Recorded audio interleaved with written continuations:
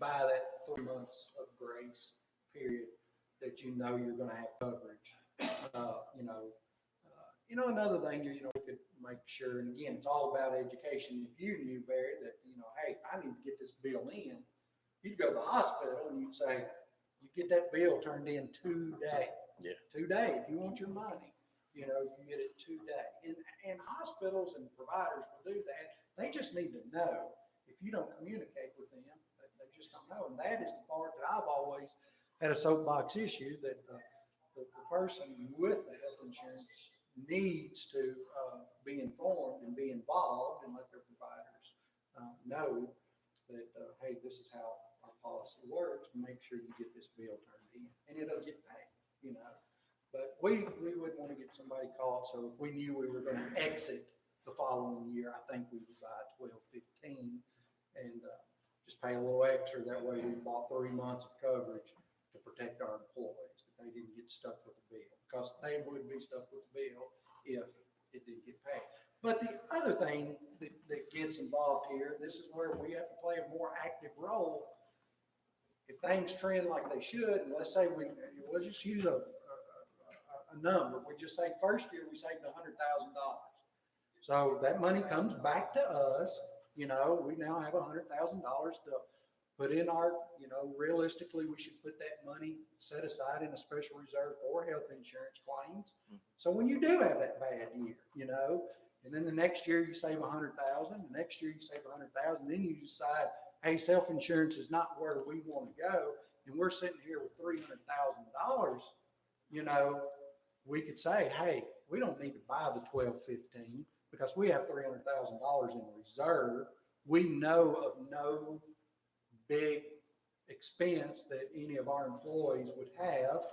We just buy the 12/12, and we got $300,000 in reserve sitting here. So you start able to make decisions based on what you financially can bear. You know what I'm saying? We buy insurance to cover the risk that we are unwilling to take, and that's kind of what's moving back with self-insurance. That's the mentality. How much risk are we willing to take, and how much do we want to insure, as opposed to the model now? We don't want to take zero risk. None. We just want to send you $811,000 and assume no risk. None. And you pay for that. Don't get me wrong. I'm not mad at Anthem, but you pay for that when you ask Anthem to take on that risk. We're saying we're a little more risk diverse, and we're willing to take on a little bit of that risk for the potential savings. But again, we want to move, because we're a public entity, like the Walmarts of the world, the Carpenters of the world, they're truly self-insured. They don't buy any of that. They assume all of the risk. They probably have catastrophic coverage, if I had to guess, but this is a hybrid plan that we've said these are our risk tolerances. $100,000 here max, $768,000 max, and then we reinsure the rest. So the first layer of coverage, this insurance company knows that they're not paying a dime until that employee reaches $100,000. They're not paying nothing on me until I reach $100,000 in loss. And then the second layer, hey, I know that we're not paying a dime until I reach a max of $300,000. And again, we can tweak those numbers, but Kelly said Simpson County was looking at a $50,000 model, but they just weren't as risk tolerant or financially able to take on as much risk as we were. For us, moving from 50 to 100 was only a few dollars per employee. So I mean, I like the model. I don't have a problem with it. I like the model. It's a lot of digest, yeah. And I just didn't want y'all to have to do that at next court meeting. I didn't mean to take up so much time. The only thing I might be curious about is that as far as when our employees go to the doctor's office or just anywhere and say, I've got Paragon insurance, do you accept it? I mean, is that a pretty... Oh yeah, they're going to love having it. Okay. Yeah, because like I said, they're paying... That's what's most important. They're paying well above the Medicaid rates, and any provider wants customers. I mean, it's what we are when we go to see health insurance providers. we're customers and they want to see anything but Medicaid. Yeah. Medicare, you know, that's your baseline. Yeah. So what does Anthem pay? What's Humana pay? What, you know, and they're all contractually, they just go into a network and say, here's how much we're going to pay for an MRI. You know, boom, done, that's it. It's usually about 240 to 260% of the Medicaid rate. What Paragon's strategy is a little different. There's no network. You go anywhere you want to. So the network thing is gone. That's the other plus. If you want to go to California, Houston, Texas, you want to go wherever you want to go, you go. There's no question, is this in network? That is gone. Everything is in network. Every doctor, every provider, there's no question that you have to worry about, is this in network or out of network? That is gone. They just simply, when that claim is submitted, Paragon, and they do have some contractual things going on, but for the most part, Paragon just sits there and says, okay, you've billed, you know, I'm making a number up, $8,000 for MRI, okay? The Medicaid rate for an MRI is $750, okay? You billed $8,000. This is just, y'all know this is what happens, y'all see it. That's probably pretty And then you realistic. get your EOB, which is your explanation of benefits. And Anthem paid, they went in and with that organization and contractually agreed to pay $2,300 for an MRI, okay, which is 240%, right?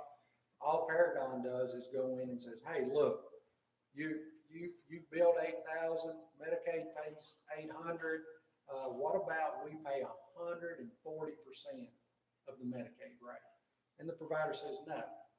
Well, what about we pay 160%? And they say no. And they say, well, what about we pay you 180% and we have your money in 48 hours? Most providers in that situation are going to say yes. They send them the money. They have the money in 48 hours. They don't wait 90 days like they do with Anthem. It's all gone. It's paid for. Now, worst case scenario, they pay the $8,000. You know, they could pay the $8,000. They could. The provider say, no, I'm sorry, we're not doing that. We want it $8,000. That's highly unlikely that that would happen. Probably worst case scenario, they pay the 240% that Anthem pays and Humana pays and United pays. But, either which way, it's our money that they're using to pay the bill. Does that make sense? Yeah. But yeah, nothing changes with the employee. Matter of fact, the only changes should be two positive changes. One, there's no network anymore. You go anywhere you want to. You don't even have to ask. If you want to go to a doctor in Tulsa, Oklahoma, because you heard he was the greatest thing since sliced bread, you go to Tulsa, Oklahoma and get your coverage. You don't have to ask anybody. What did we pay last year? I don't have that number Oh, in front of me. Do you remember? I want to say it was like 754, but I don't have that number what we paid last year.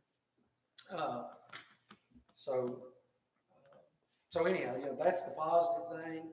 Hopefully the other positive is that we would see a flat cost to the employee or maybe even a decrease. I mean, ultimately that would be awesome if we saw a decrease, but we're just trying to pass on what's fair. I mean, the judge's office always has to budget for worst case scenario. So even if we think we might save $200,000, the judge's office has to pay 100% of worst case scenario, which is going to be $768,000 in this self-insured program. But at the end of the year, and all the claims have been paid, and there's $200,000 left or $5,000 left, that comes back. And then, or you can say, hey, you know what, just leave that money there and we'll underfund the first 3 months next year. We had $100,000 left over, just apply that to our premium for the next calendar or policy, not calendar year, but policy year. So you can do whatever you want. I mean, you can bring it back, pave roads with it if you want to, but actually you can't pave roads. You got to use it for but it comes back to us. You see what I'm saying? We can just use that money to pay our premiums next year. So it's our money. So a lot of information. I didn't mean to take up that much time, but I sure didn't want to dump that on y'all next week and ask y'all for next court meeting, ask y'all to make a decision. I appreciate all the work y'all have done for the Appreciate committee. Yeah, it's And, been a lot. Committees work hard, you know. Kelly, all the committees, been dedicated. You know, hey, this is, you know me, you talk about price increase, I want to know why. Mhm. And we're not getting any good answers other than, well, association as a whole, you know, some counties got 70% increases, 30% increases. You know, and I'm okay being part of an association of that if everybody's committed, but there's zero commitment. None. You know, so. Yeah, Last year was 785,000. so even at our max out of pocket of 768, We're I still mean, better. we're still better. So, And don't forget, your HRA money is not included in those numbers I gave you. That was last year. This year's renewal was gonna be 844. yeah. That's with HRA. Yeah. Yeah, so, and that's, well, I think she probably based that on, Kelly based that on the 75% HRA utilization. So what doesn't get utilized with HRA money does come back to the county. You know, the HRA money is what it is, you know, so it's the same dollar amount. It doesn't matter which insurance you go with. Appreciate y'all's work on that. Sounds like you're doing a lot of research. Kelly, we'll get them answered before next court meeting. And Kelly will be here next court meeting to present that. Okay, I had a request for a break. Let's take about a 5 or 6 minute break. Go back here and rob Steven. I got my mask on.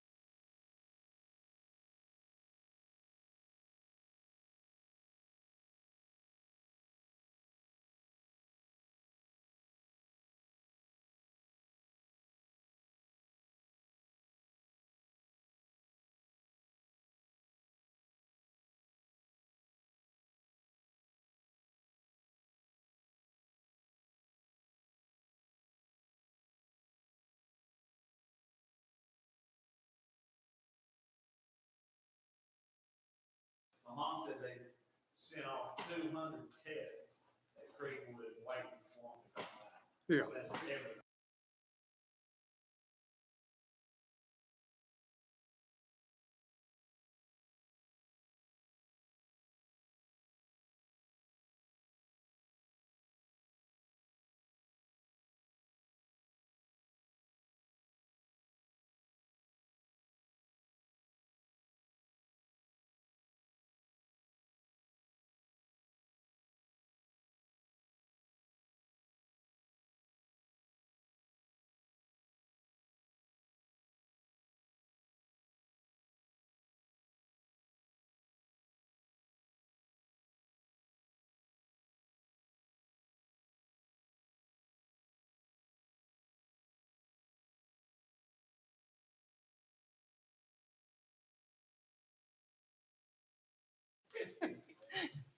I got a appointment for 28. My barber goes to Yeah. You gotta have an appointment, yeah, you just go in. Well, cause they gotta space them out, you gotta wait out your car and stuff. Cause you gotta wait in your car, they gotta sanitize it between people. I got an appointment in June. Do they do that down at the pet shop? I mean, down at the groomer or whatever, Happy Hounds or something? I don't know. I might run through Happy Hounds. So they got the trimmers. I think well. Honestly. I didn't hear anything. I was checking it, make sure it was live, but yes, we are. Hope he started. Tyler, he married his beautician. She don't even cut my hair. She won't. She keeps saying something about supposed to be 6 foot away from her. I don't know what she's talking about. So I didn't imply my husband said, yeah, dear. Okay, we're back in session. Turn it up. We'll go ahead and start with order number 1, new business. And what we need to do, we got to clean up some minutes from the April 14th meeting. We know what we done, but if somebody comes in there and reads it like an auditor, they might not know exactly what we done. But order number 12, we need to retract order number 12, motion by Thomas Bowden, second by Jason Harper, to reject both fuel bids for fiscal year 2021 for Max Arnold and LLC and Southern States Russell Cooperative Incorporated, and to allow Judge Chick to negotiate with both bidders.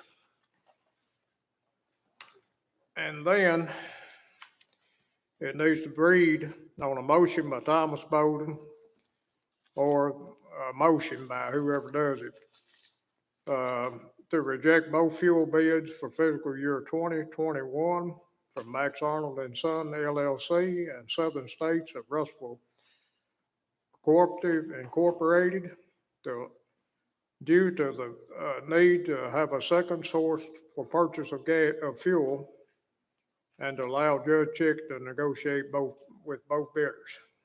Put that in form of a motion. Second.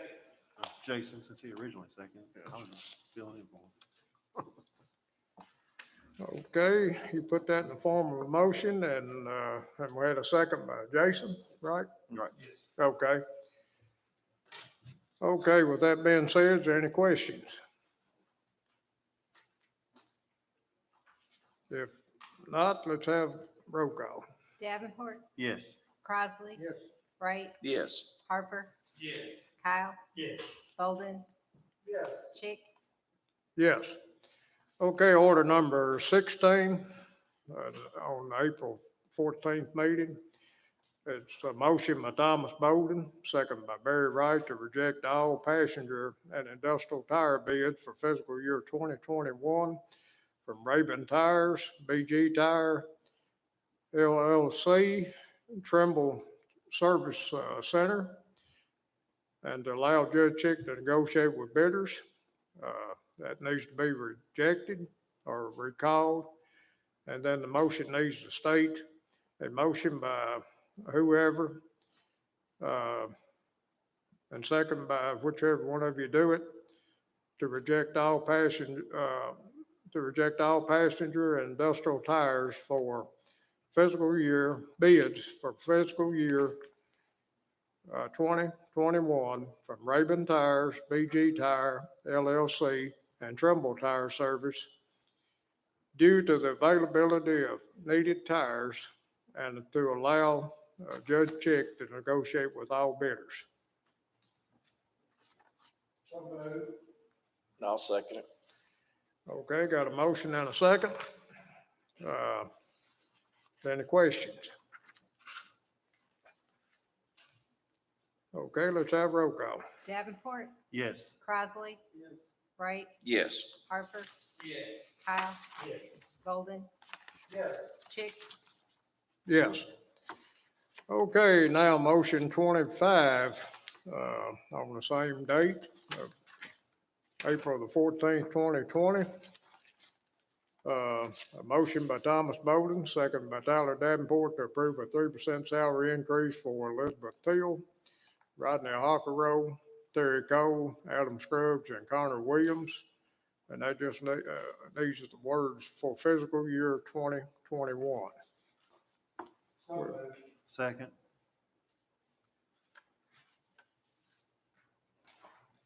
Okay, is there any questions? We just didn't have the fiscal year in there when we were doing it.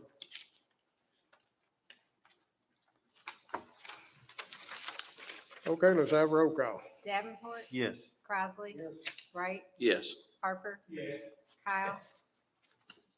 That's okay, you're fine. Kyle, you said yes, right? Okay, Bolden, Yes. Chick, Yes. Okay, order number 27. Thomas, you was busy, wasn't you? There's a motion by Thomas Bowden, duly seconded by Barry Wright, to extend the banking service agreement with First Southern National Bank of Russellville, Kentucky, for First Southern National Bank of Russellville, Kentucky for treasurer and of the Logan County accounts, with the exception of the special reserve fund investment money for 1 year period beginning July 1st, 2020, and it should have been July till June 30th of 2021. Okay. And with at 0.10 interest with no service charges, fees except for insufficient funds, and to extend the banking service agreement with BB&T of Russellville, Kentucky for the special reserve investment money for 1 year period beginning July 1st, 2020 and ending June 30th, 2021. With the county judge executive and the treasurer negotiating the interest rate on the special reserve fund investment money closer to contract extension date. But the big change was up there with First Southern. We had, it ended in June 30th, 2020, and it should be June 30th, 2021. Second. Okay, any questions? I know it's a bunch of questions, but y'all understand why it's got to happen that way. Okay, let's have roll call. Davenport, Yes. Crossley, Wright, Yes. Harper, Yes. Kyle, Yes. Bolden, Yes. Chick, Yes. Okay, next item of business is to approve the County Road Aid Corporate Agreement Program Agreement and resolution for the County Road Aid Funds for fiscal year beginning July 1st, 2020, and the amount of $1,383,660.66, which amounted to a little bit more than a 12% decrease than what the first corporate agreement we passed.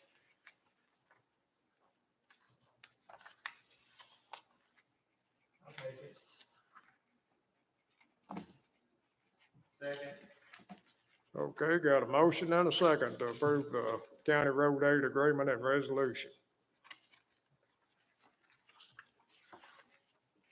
Any questions? Y'all do understand this is a 12.6% decrease, I think, of what was promised back in March. Okay, with no questions, let's have roll call. Davenport, Yes. Crossley. Yeah. Wright, Yes. Harper, Yes. Kyle. Yeah. Bolden, Yes. Chick.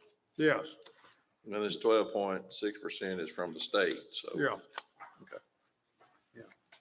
Well, it's due to the fact nobody been buying gas the last few months. Okay, the next item of business is to approve the reappointments of Johnny Gregory and Peter Patel to the Logan County Tourism Commission Board for 3-year term ending 5/8/2023. Make a motion to approve reappointment to Logan County Tourist Convention Commission Board members Janie Gregory and Peter Patel, term expiration 5/8/23. Second. Okay, any question?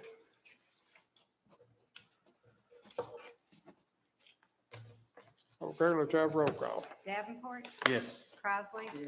Wright, Yes. Harper, Yes. Kyle. Yes. Bolden, Yes. Chick. Yes. Okay, next item of business is to approve the revised annual order setting maximum amount for deputies and assistants at the Logan County Sheriff Department. Make a, Motion to approve. Okay, well, let me get, the amount is $2,266,004. That includes the full-time salaries, the overtime wages, the part-time salaries and wages, vacation and sick, health insurance, employers matched to Social Security and retirement, and the other fringe benefits would be the CLEP pay. Motion to approve the annual order for setting the maximum amount for deputies and assistants at $2,266,004. second. Okay, got a motion and a second. Questions?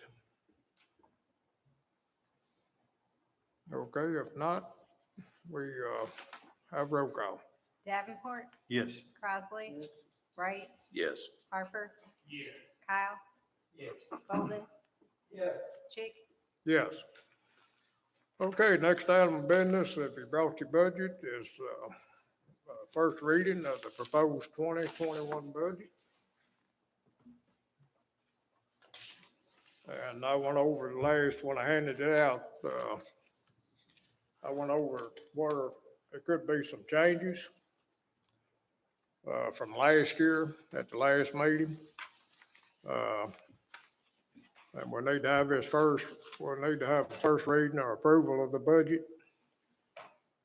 And then it becomes y'all's budget. And we can set up either have a budget hearing or whatever y'all want to do, or address the things y'all want to address at the other court meetings.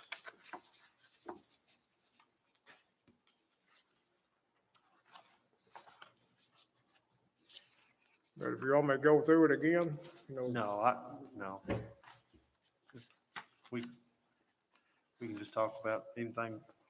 We need to make it our budget first, and I guess the next meeting we can. yeah.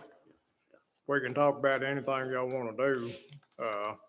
I will stress to you that income could be down this year. This budget, I think, is a doable budget. I think we need to protect what other funds we have, because we don't know what this year's gonna be and and that will start next year. Because we don't have no idea what this COVID-19 is gonna do to us. Do we need to approve this or acknowledge? Well, just have the first reading.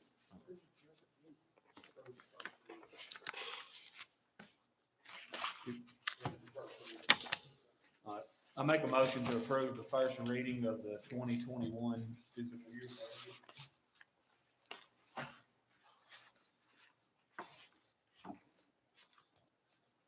Okay, we have a second. Second. Oh, Jack. Okay, got a motion and a second. To go ahead and have the first reading of the first reading of the proposed fiscal year 2021 budget. If there's no questions, we'll go ahead and have roll call. Now, we can sit up and talk about changes, and there will be some changes. I know I got a little something the other day where flex dollars dropped 12%, a little bit over 12%. And so there's gonna be a few changes in it.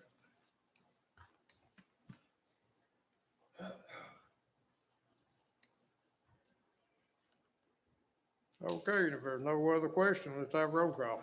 Davenport, Yes. Crossley, Yes. Wright, Yes. Parker, Yes. Kyle, Yeah. Bolden, Yes. Chick. Yes. Judge, I just, two things I'd like to say is I'll present whenever you call it a budget meeting, I guess the board already knows. One thing I'm gonna propose is a line item, to set aside funds for, future, call it what you want, parks and recs or some type of, item like that. I told y'all last time we did the budget, that, the next budget reading, that I would like to see the board create a line item for that and start budgeting for that. And I'm talking about significant money. I'm talking about $15,000 to $20,000 in that line item. I'm talking about $250,000 minimum a year or more. I think if we start financially planning and preparing for that, that when the time does come, if we can see that the money has been allocated for that, and budgeted, and, if we decide to do it, who knows what it's gonna be, but when we decide to do it, we have some funds to get started with. As opposed to just sitting there and saying, well, we're gonna take the money from them, and, I think for even through these tough times that are gonna be trying us now, that if we budget for it, worst case scenario, if the funds don't come in, we don't have it, that is one line item in your budget that you can pull away from and say, hey, you know what, we don't have the money to put into this, program this year, so we're not gonna fund it. So that's one thing I really like on the second. I'll remember to come budget time. The building, the contractor licensing and building permit thing, I would like to see us, again, whether you put it in the budget or not, just these discussions moving forward. I know it's been really hard to have, our meetings with the other cities, keep on pushing forward with that, and try to get the judge, get the, other mayors, people, I'd like to see representation from the contractors out there, we have a Logan County Home Builders Association.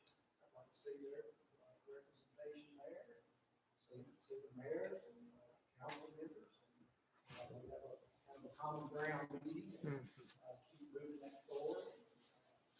See that being taken care of. Well, with that being said, I tried to set up a common ground meeting, but this COVID-19 hit. And so, Hopefully with the restrictions. yeah, Starting to be lifted, and I'm not saying next week, next month, but if I don't keep mentioning it, it's not gonna happen. So, I just like to see us, try to get that moving forward. Thomas, I support your comments about the Parks and Rec. I think we've been talked about it quite a bit, and we've done our study, and our census is telling us that they want us to do something in the community for our kids to do, to have things to do, and for families to be able to enjoy some amenities in our county.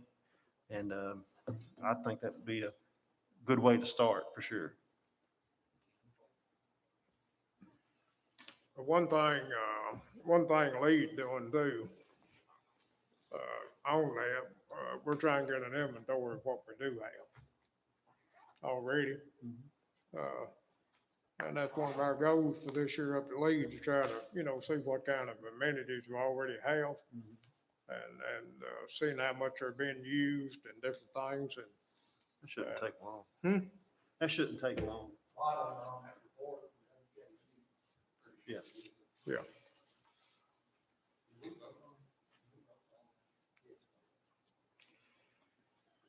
Okay, the next item of business, we did have a vote on that, didn't we? Okay. Next item of business, tourism is requesting, they applied for that grant, where they didn't have money coming in through the CARES and received a grant to help them pay rent and pay salaries for 2 months. And basically, the last court meeting, what we did, we gave them a break on the rent for April, May, and June. And with that grant, they think they can pay May and June, but what they're asking for, if we continue to forgive April, and then July and August at the start of the next year. Yeah, I'm completely fine with that. It's the same difference. I mean, we agreed to give them 3 months rent free. Yeah. So I mean, it's gonna be the same scenario. So I'm fine with that. I don't know if you need a motion or what. Well, I think we need to have it in a motion, and it's, and we done it at the last court meeting. Basically, what they did was they applied for the PPP loan, and through that, you've got a certain amount of time to pay 75% payroll and 25% rent and utilities. And they just want to make sure that they use these funds according to the contract that they signed. Absolutely. So I'll make a motion to approve the tourism request to accept their rent payment for May and June, and then continue to forgive April, July, and August. I'll second it.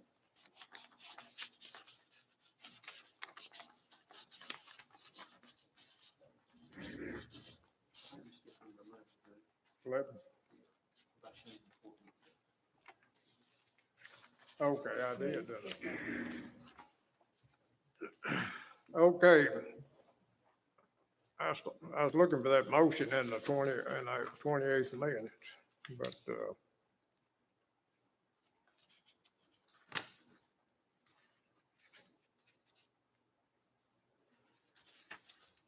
these masks are aggravating, aren't they? Oh, he's looking for the, Oh, I was looking for the last minutes. it was, Might have been on the floor.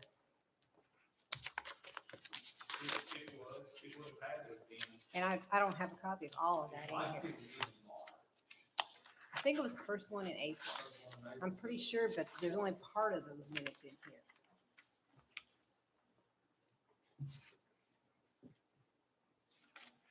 Because they hadn't paid the April rent yet, and it was in June.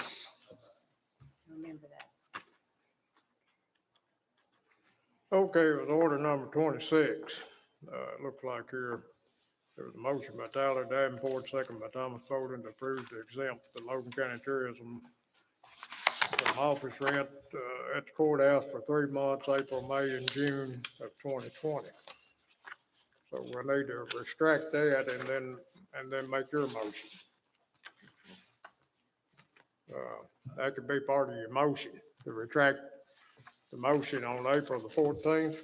can it just be 3 months of, can it be just 3 months of rent? What, and not really mention what, just 3 months credit rent and not really, in case something else changes, we can just.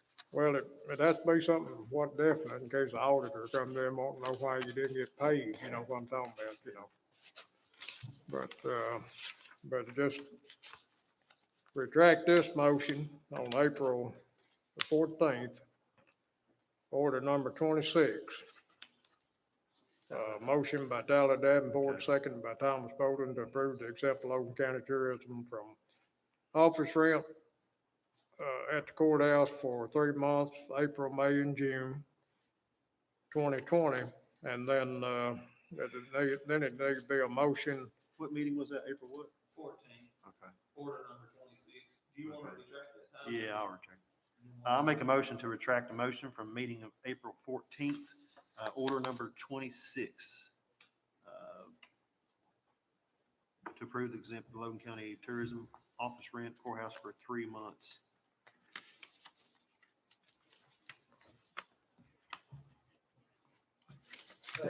Okay, got a motion and second. If there's no questions, let's have roll call. Davenport, Yes. Crossley, Yes. Wright, Yes. Harper, Yes. Kyle, Yes. Bolden, Yes. Chick, Yes. Okay, now we need to make a motion, We've already done that. see, we already did that, so I'm confused. okay, we didn't vote on it though. Yeah, You know, she's already got my motion. so Okay. just have to rearrange and vote on it. I think Yeah. I seconded it. That motion we just voted on. It's the only motion on the table.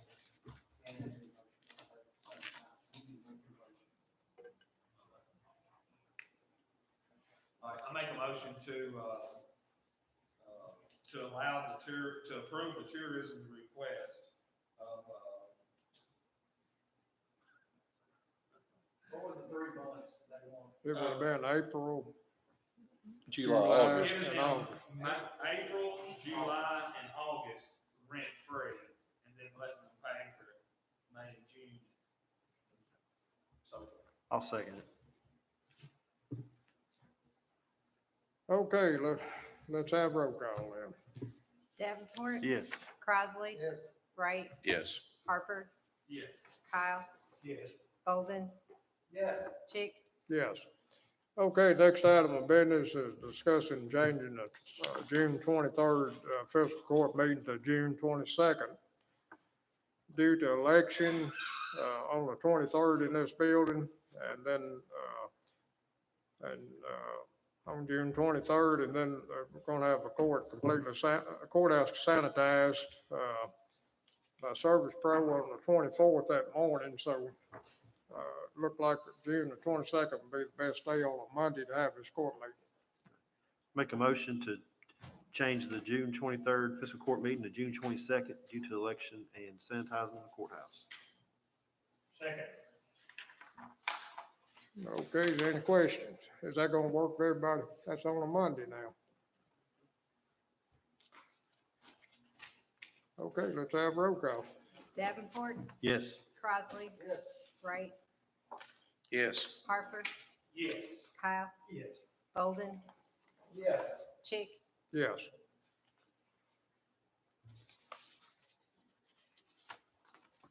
Okay, is there any post agenda? Yeah, I've got something on the post agenda.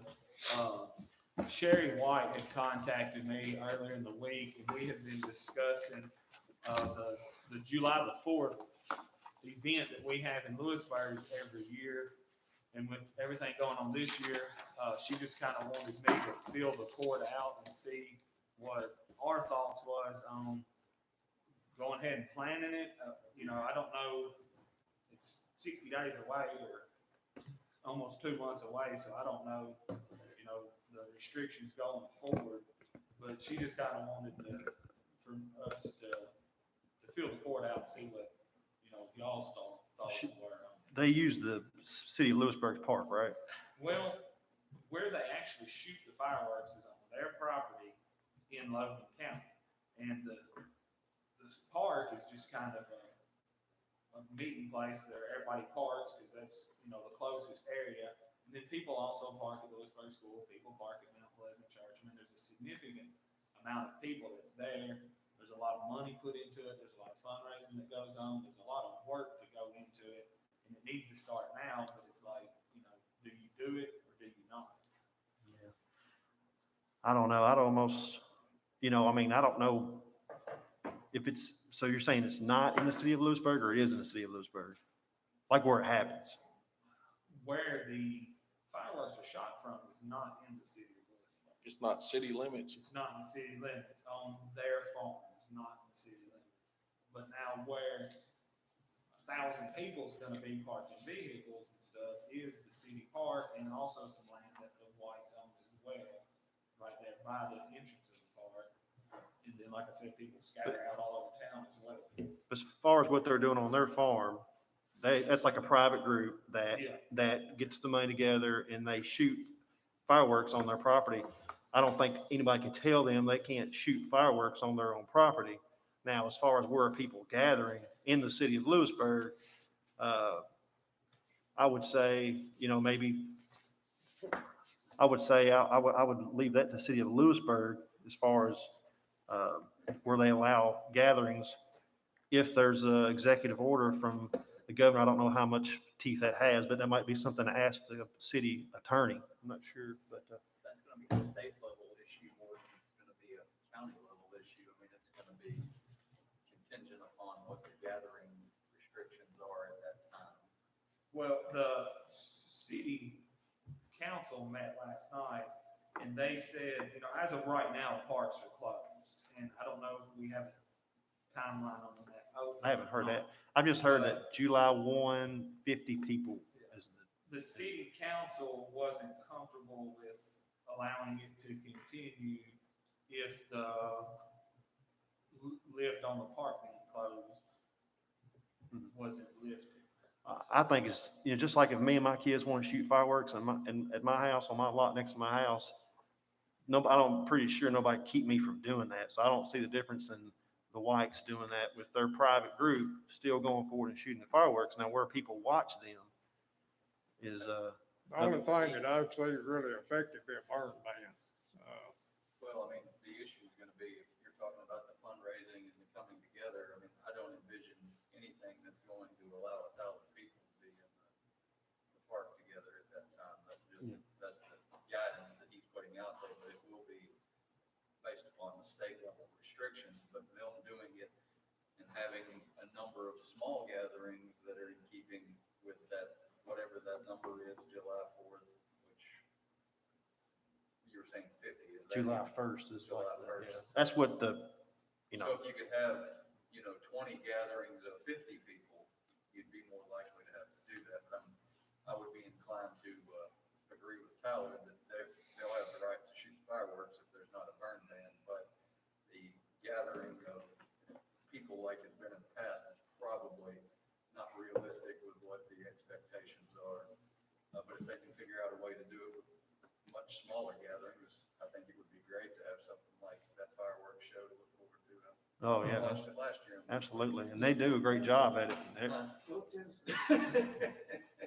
All right, well, I think she's watching, so I'll relay this information back to her.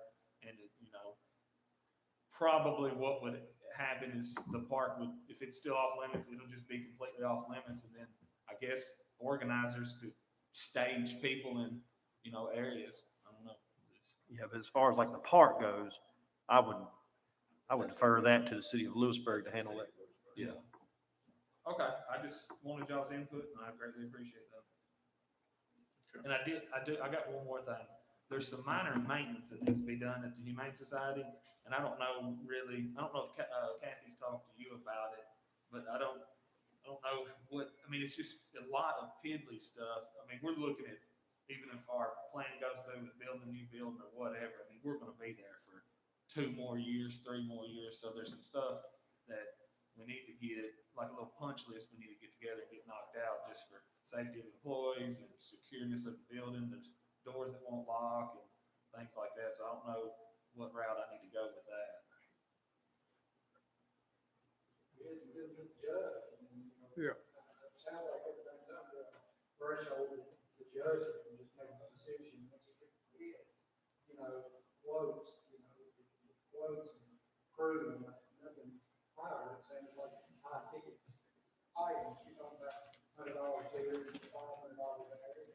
So would you suggest that I go out there with the director and just put a punch list down, and get it bulleted out, and have 2 or 3 different people bid that same punch list and just turn it into the judge? Well, if you turn it into a larger quoted job, it's gonna have to be approved by the court. We'll have to have 3 quotes. Well, I mean, we're talking about, less than a couple $1,000. It's Yeah, just- well, anything over 1,000, we gotta have at least 2 quotes. We changed Okay, that to 2,500, right? okay, I don't remember exactly. Judge, you might be right. I don't remember what the number was. Sorry. I think we changed. Yeah. I think it's 2,500. But it was 1,000 for it's many 1,000. years. Anything under 1,000, I'd just go ahead and approve it. 1 quote. If I think it can be, needs to be done. anything over 1,000, I gotta have 2 quotes up to, I think, $5,000. You know what I'm talking about, you know? Anything over 5,000 would have to come to. Yeah. Okay. All right, well, we'll work on that in the next few weeks to try to get. And I talked to her about about 2 weeks ago about some of that. And just as a little update, talking about the PPP, loan deal, the Humane Society did qualify for it. They've got a good amount of money to help with operating costs, payroll, and rent, utilities, and things like that. And we also, last night, we had our board meeting, we had 2 new members join. They both work at Champion Dog Food, so they're gonna be huge assets to the board. And one of them took the secretary position that we needed to fill. So Okay. Do one of them take the treasure? not yet. Oh. We're still working on that. Okay, did y'all discuss that contract there last night? I just told them that we needed to make a decision on it and that I would get it in my hands. And actually, I didn't realize it, but I have it on email. And so I'm gonna email it to all the board members, let them look over it. If they'll verbally email me back and say, hey, everything's fine, then we'll just approve it at the next meeting. But if they wanna make a change or they want a suggestion, then we'll just have to have a special call meeting, the Humane Society will, and then I'll have to present it to the. Okay, and of course, we'd have to approve any changes in it too. Right, yeah, that's right, I'd present it at the next meeting. Okay, But I don't foresee any changes being made. There is only one thing that, something about July the 1st, and I've been able to get with Joe about this, that the ACO officers will have to be sworn in as peace officers. So I don't know if that needs to be changed in the contract either, because there's some stuff about the ACO officers and the rights that they have as far as going on private property and stuff. And I don't know if they get sworn in as a peace officer, that changes. That's something we probably need to talk to, me and you need to talk about a lot more extensively. I'm not sure how that happens. Okay, well, With the Humane Society, because the last time we had one of those, it was the sheriff's deputy, but a Humane Society board in and of themselves don't have the ability to swear in a peace officer, so they're gonna need some umbrella.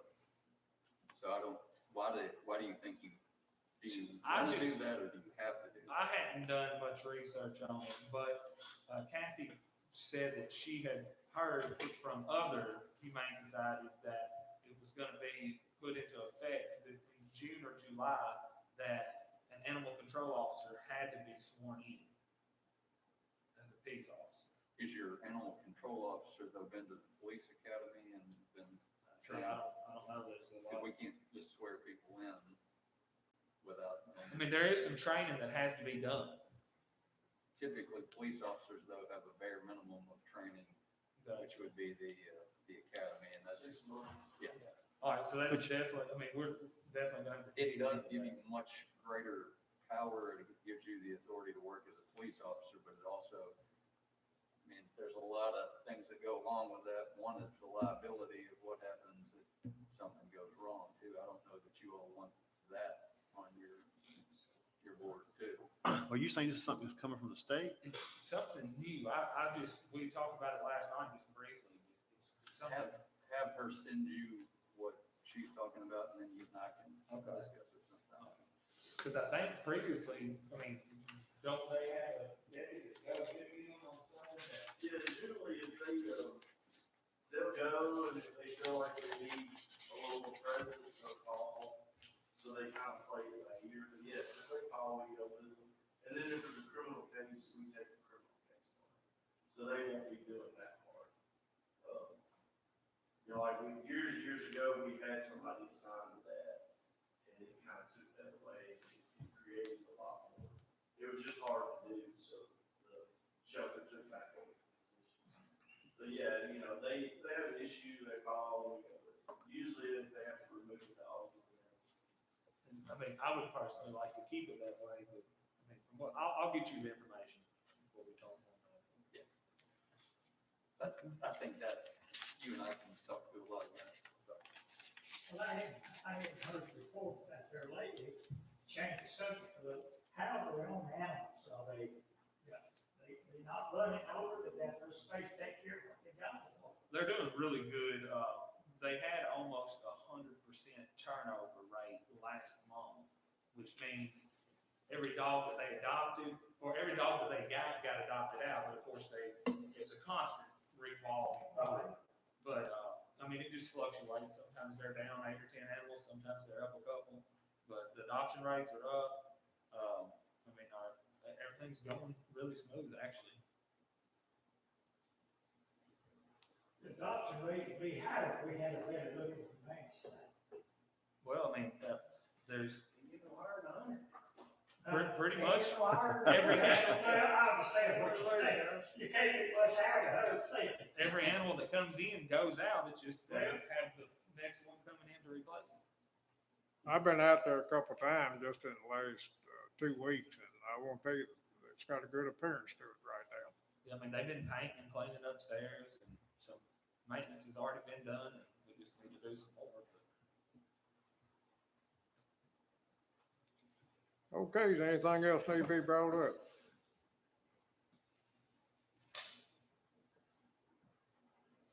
Okay, I have a motion to adjourn. Is that what you said? You Well, say that's what, Jack. Okay, have a second. Jason did. Let's have roll call. Davenport. Yes. Crossley.